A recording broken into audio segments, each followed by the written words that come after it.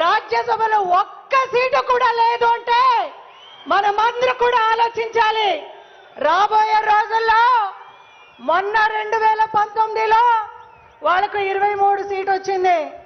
రాబోయే రోజుల్లో వాళ్ళకి అది కూడా ఉండలేకపోతుంది అని ఈ రాష్ట్ర సిద్ధం వాళ్ళందరికీ కూడా ఒక్క నిదర్శనంగా మనం అందరూ కూడా నిల్చున్నామని వాళ్ళందరూ కూడా సవినయంగా కోరుకుంటున్నాం.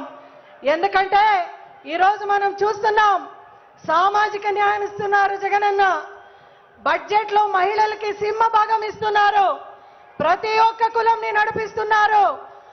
ఈరోజు చంద్రబాబు నాయుడు గారు చెప్తున్నారు సూపర్ 6 పథకంతో మళ్ళీ వస్తున్నాడంట. ఆ రోజు మనం అమ్మఒడి ఇస్తే ఏ నోరుతో ఆయన చెప్పినాడు రాష్ట్రం శ్రీలంక అవుతుంది అని, అదే నోరుతో ఆయన ఈరోజు చెప్తున్నాడు ఇంట్లో 3-4 ఉంటే కూడా అమ్మఒడి ఇస్తున్నాడని. మరి రాష్ట్రాన్ని ఎన్ని శ్రీలంకం చేస్తున్నాడు ఆయన అని ప్రతి ఒక్కరికి కూడా ఆయన సమాధానం ఇవ్వాలి అని ఆయన అడుగుతున్నాం. అదేవిధంగా ఆయన ఏదైతే సూపర్ 6 చెప్తున్నారో దానందరికీ అవన్నిటికీ కూడా ఆయన ఎక్కడి నుంచి అంత బడ్జెట్ కేటాయిస్తున్నాడో అని కూడా అందరికీ కూడా ఆయన సమాధానం చెప్పే అవసరం ఖచ్చితంగా ఉంది. ఎందుకంటే నోరుంది అని ఏది పడితే అది మాట్లాడే అవసరం ఆయనకి లేదు అని ఆయనకి చెప్తూ, అదేవిధంగా రాబోయే ఎలక్షన్స్ లో మన అన్న జగనన్న ప్రజాబలం ఉంది, సంక్షేమానికి ఇంకొక అర్థం ఇచ్చిన జగనన్న ఆయన మనమందరూ కూడా సింగిల్ గా వెళ్తున్నాం. అయితే కౌరవులందరూ కూడా గుంపుగా వస్తున్నారు.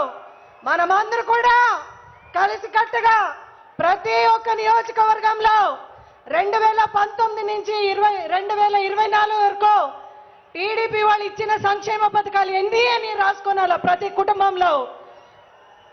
అదేవిధంగా జగనన్న ఎన్ని సంక్షేమాలను ఇచ్చినని 2019 నుంచి 24 వరకు మన ప్రభుత్వం, మన అందరి ప్రభుత్వం ఎంత ఇచ్చినారని కూడా మనం రాసుకోనాలి. రెండు కంపేర్ చేసి చూస్తే అక్కడే మన అందరికీ కూడా ఆన్సర్ ఉంది. Once more Jagananna, once more Jagananna. సంక్షేమ సామ్రాట్ జగన్మోహన్ రెడ్డి గారు ఇంకా కాసేపట్లో వస్తున్నారు.